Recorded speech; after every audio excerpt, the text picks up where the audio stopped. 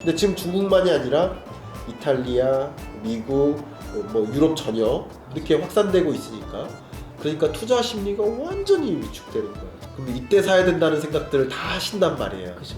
그러니까 위기가 오면 사야 된다는 거는 다 알아요. 다 알죠. 다 아셔요. 근데 위기가 언제 올 건지, 그러니까 어제가 위기고 오늘이 위기인지 누구도 모르는 거잖아요. 아, 제발 이때 뭘 이렇게 하지 마시고 그냥 이 장에서 나와 계시는 게 좋겠다. 안녕하세요. 김작가TV 대신 물어드립니다 코너입니다. 오늘의 주제는 경제 전망편입니다. 가장 기본적인 것부터 말씀드리면, 사스 사태 때는 중국과 한국만의 관계만 생각을 해봤을 때 우리나라에는 없었어요. 결국 중국발 사스 위협에 따른 한국 경제 파급 영향을 들여다볼 수 있는 거예요. 사스 사태가. 그리고 메르스 사태 때는 2015년에 그때는 국내 경제에 단기적 충격이 있었어요. 그래서 결국은 이 코로나 사태는 두 개가 더해진 상태죠. 그리고 그 영향은 더 커진 상태. 그렇게 이해하시면 도움이 될 것 같아요. 그런 관점에서 첫 번째 가장 큰 시나리오는 중국 경제에 대한 의존도 때문에 발생하는 거예요. 예를 들면 우리나라의 가장 대표적인 뭐 스마트폰 제조업이라 한다면 중국 경제에 어느 정도 의존을 하고 있느냐? 부품의 공급을 중국에 의존을 하고 있어요. 그러니까 그걸 우리는 글로벌 밸류 체인이라고 하죠. 글로벌 밸류 체인을 잠깐 소개해드리면, 글로벌 밸류 체인에 글로벌 자를 빼면 밸류 체인이죠. 밸류 체인이 뭐냐면 예를 들어서 딸기잼을 만든다. 그럼 누군가는 딸기를 농사져야 되잖아요. 그렇죠. 그리고 누군가는 그 농사된 딸기를 제조해야 되잖아요. 딸기잼을 만들어야 되잖아요. 그쵸. 누군가는 포장하고 누군가 배송하고 또 배송하고 네. 유통 매장에서 판매도 하고 네.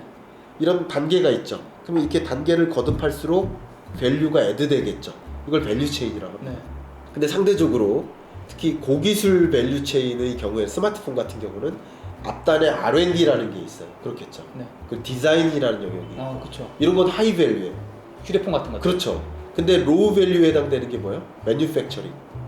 생산이 로우 밸류예요. 소위 노동집약적 산업이다. 그러니까 밸류 체인이 이렇게 구성되어 있지만 이걸 되게 유명한 커브인데요. 굉장히 유명합니다. 스마일 커브라고 해요. 그러니까 밸류 체인이 이렇게 형성이 되어 있지만 밸류로 보면 이 양쪽 극단이 위에 있고 가운데 있는 가운데점이 낮아요. 밸류가. 가운데가 뭔데? 그게 매뉴팩처링, 제조. 그러면 이 낮은 밸류를 굳이 선진국이 할 필요가 있어요, 없어요? 그래서 없죠. 개발도상국이라든가. 그렇죠. 그걸 개도국으로 옮기는 거예요. 그래서 중국이 세 개의 공장이 된 거예요. 매뉴팩처링만 가져간 거죠. 그러니까 어쩌면 이 중국이라는 나라는 세 개의 공장답게 세계 각국의 여러 밸류체인상의 일부를 역할을 하고 있었던 거예요. 허브네요. 허브죠. 그걸 심플 GVC라고 해요. 그러니까 밸류체인의 일부를 외국으로 보낼 때 그걸 글로벌 밸류체인이라고 해요. 근데 지금의 밸류체인은 가전제품, 뭐 스마트폰, 뭐 이런 것들은 굉장히 복잡합니다. 자동차 같은 경우도 스마트폰 하나에 2만 가지 부품이 들어가는데 정말 글로벌 밸류체인이 막 얽히고 설켜 있어요. 근데 이 밸류체인 자체가 일부가 병목공정이라고 하죠. 바틀넥. 여기저기 다 생산이 가능한데 2만 개의 부품 중에 19,000가지 부품이 생산이 가능한데 여기만 막혀요. 그럼 여기만 막힌다고 19,000개의 제품은 여전히 생산되느냐? 그러니까 2만 개가 다 생산이 안 되는 거죠. 그렇겠죠. 그렇죠. 그러니까 이 글로벌 밸류체인산의 병목 공정이 생깁니다. 그게 처음에는 중국으로부터 일어났어요. 그 대표적인 사건이 그 코로나19 사태 초반에 무슨 일이 있었냐면 애플이 1분기 실적 발표를 했어요. 기억나세요 혹시? 아세요? 1분기 실적 전망치를 발표했는데 실적 전망이 그만큼 되지 않을 것이다 라고 발표를 한 날 다우존스가 쭉 꺼졌죠. 그런 사건이 있었어요. 이게 뭐냐면 애플의 스마트폰은 아이폰이죠. 아이폰 생산의 90%가 중국에서, 그건 소위 박스콘에서. 근데 노동 공급에 차질이 빚어지니까 생산량이 충분하지 않잖아요. 그러니까 공급량에 차질이 있는 거예요. 공급에도 차질이 있지만 또 그 중에 상당 부분이 중국이나 주요국에서 소비가 이루어지는데 코로나19로 소비 심리가 위축되니까 실제 소비 심리도 위축되지만 소득 수준이 줄어드니까 내구재를 살 수가 없어요. 그러니까 이런 일이 벌어진다고 쌀 소비를 아끼진 않아요. 쌀 소비는 변함이 없어요. 이걸 좀 어려운 용어로 비탄력적 재화라고 하죠. 탄력적이지 않아요. 근데 반드시 먹어야 되는 거죠. 그렇죠. 근데 그렇다고 이런 일이 있을 때 성형수술은 안 한단 말이에요. 안 하죠. 그거예요. 탄력적으로 움직이는 재화, 주로 내구재죠. 내구재 소비가 크게 꺾이니까, 그러니까 소비도 위축되고 공급도 위축되니까 애플에서 실적 전망 발표를 했을 때 주가가 쫙 빠졌었죠. 그겁니다. 그런 관점에서 우리나라도 뭐 여러 반도체 생산이라든가 가전제품, 자동차, 뭐 스마트폰 마찬가지 여러 산업에 걸쳐서 글로벌 밸류체인상의 중국에 대한 의존도. 근데 지금 중국만이 아니라 이탈리아, 미국, 뭐 유럽 전역 이렇게 확산되고 있으니까 뭐 그러길 절대 원치는 않지만 이 방송이 나가고 있을 때쯤이면 뭐 아프리카라든가 이런 지역까지 더 확산될 수 있습니다. 이미 아프리카 여러 지역에 몇 명의 감염자가 등장했는데 그런 데는 가장 걱정되는 게 보건 감염 시스템이 제로예요. 맞다. 그러니까 그런데 바이러스가 한번 들어가면 그러니까요. 걷잡을 수가 없습니다. 그렇죠. 근데 만약에 선진국들이 아무 문제가 없고 개도국들만 문제가 있으면 선진국들이 적극적으로 원조해서 이 사태를 방지할 텐데 각자 자기 나라 방역도 허덕이는 상황이죠. 그렇죠. 지금 다들 문을 닫았잖아요. 그렇죠. 그러니까 아프리카로 그게 감염자 확산되는 경로 속에서 선진국들이 원조를 적극적으로 할 수가 없는 여건인 거죠. 그러니까 이런 게 굉장히 무서워요. 그게 정말 최악의 시나리오거든요. 최악의 시나리오인데 그러면 이제 연말까지 가는 거예요. 그렇게 되면 정말 말 그대로 글로벌 밸류체인상에 문제가 생긴 거죠. 우리나라에서도 몇 가지 문제가 됐습니다. 예를 들면 지금 중국에서는 공장에서 조업이 많이 중단되고 가동률이 떨어졌어요. 그렇죠. 근데 노동자들한테 복귀하세요 하고 월급을 원래 100만 원 주다가 100만 원 더 얹어줄게, 복귀하세요, 인센티브 줄게 해도 복귀를 안 한다는 거죠. 자기 생명이 걸려. 생명이 걸려있으니까 이겁니다. 제가 앞에 처음 질문 드렸던 게 미중무역 분쟁하고 비교를 하는데 18, 19년은 미중무역 분쟁이 불확실성 요인이었는데 굉장한 불확실성 요인이었죠. 마치 세계가 무너질 것처럼 걱정했죠. 근데 코로나19랑 비교를 해보면 비교 안 돼요? 미중무역 분쟁의 생명의 위협을 느끼셨습니까, 작가님? 아니죠. 사실 내 생활이랑 크게 나랑 무슨 상관이야. 네. 그렇지만 코로나19는 나의 생명에도 영향을 주잖아요. 그러니까요.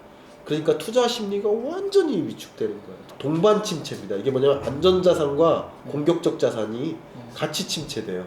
아예 아무 투자도 안 하는 거죠. 그래서 금값도 추락하고 이런 일들이 있죠. 보통 주가가 상승하면 금값이 떨어지고 주가가 하락하면 금값이 올라가는 경향이 있어요. 그렇죠.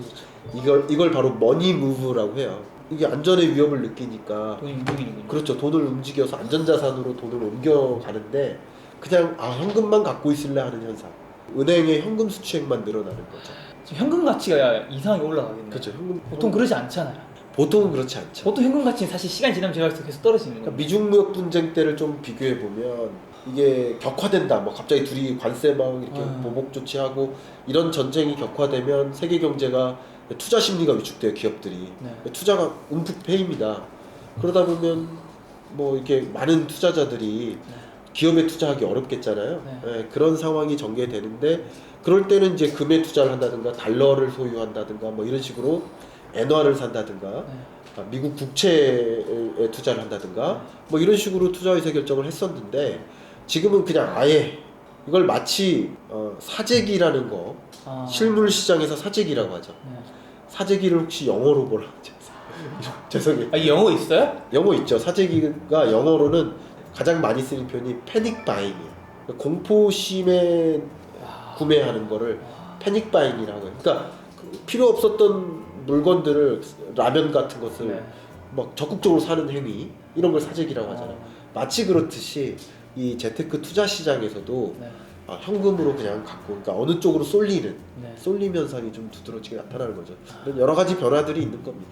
사실 이런 근데 이 시점에서 결국엔 어쨌든 다시 정상으로 해결한다면 그 사실 옛날에 글로벌 금융위기 때도 그렇고 주가가 확 떨어졌을 때 사실 그때 그런 것들을 사는 사람들이 나중에 이제 큰 부를 일구는 건 또 사실이잖아요. 그거 사실이죠. 다만 이게 언제 들어갈지가 모르는 게 사실 어려운 거고.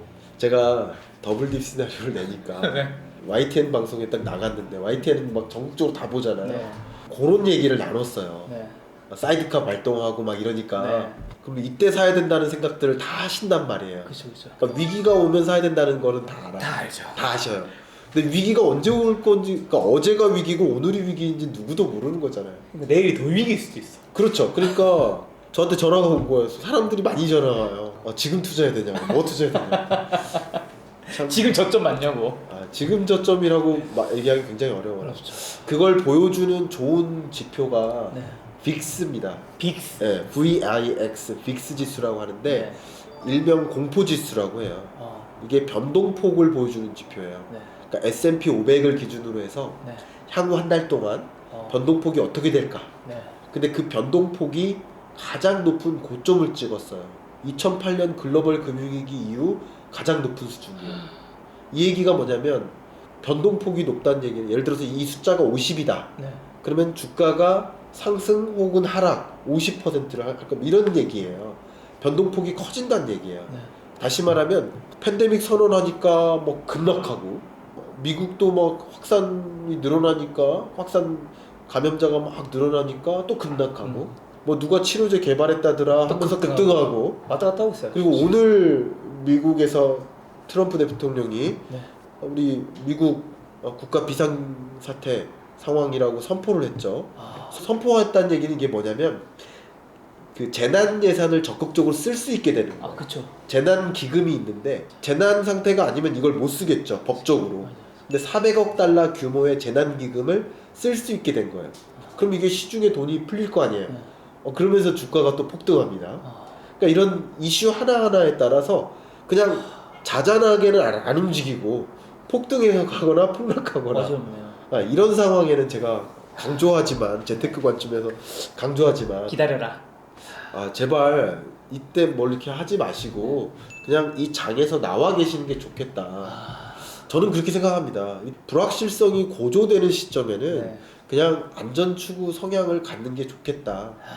이게 정말 잦아질 때쯤, 예를 들면 치료제가 정말 개발이 됐다. 그래서 이제 확산된다. 그러면 지금 소위 말하는 이런 급락, 모든 분야의 급락이에요. 코스피의 급락, 코스닥의 급락도 있지만 뭐 소비자 심리지수의 급락이라든가 수출의 급락이라든가 생산의 급락, 소매 판매액의 급락, 이 모든 급락이 코로나19로 인한 사건이잖아요. 그럼 이게 잦아들면 자연스럽게 그 자리로 돌아오겠죠. 그렇죠. 그게 V자 반등이거든요.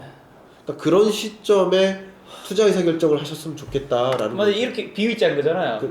사람들이 다 이걸 찾고 싶을 거고. 그렇죠. 그게 그냥 단순히 어떤 몇 가지 이슈에 이끌려서 하지 마시고 말 그대로 그냥 코로나19 사태가 종식이 되는구나 라는 사인이 나올 때 그때 의사결정하도 낫지 않을까. 저는 그런 성향이라서 뭐 이걸 추천드리는 건 아니고, 많은 대중들이 이 영상을 보면 아마 지금 이걸 물어봐줘라고 지금 저한테 메시지 보내고 있을 거예요. 자, 그래서 실장님이 생각했을 때 그러면 코스피 기준으로 했을 때 정말 저점을 생각하면 어디까지 좀 떨어질 수 있을까요? 대략. 그거는요.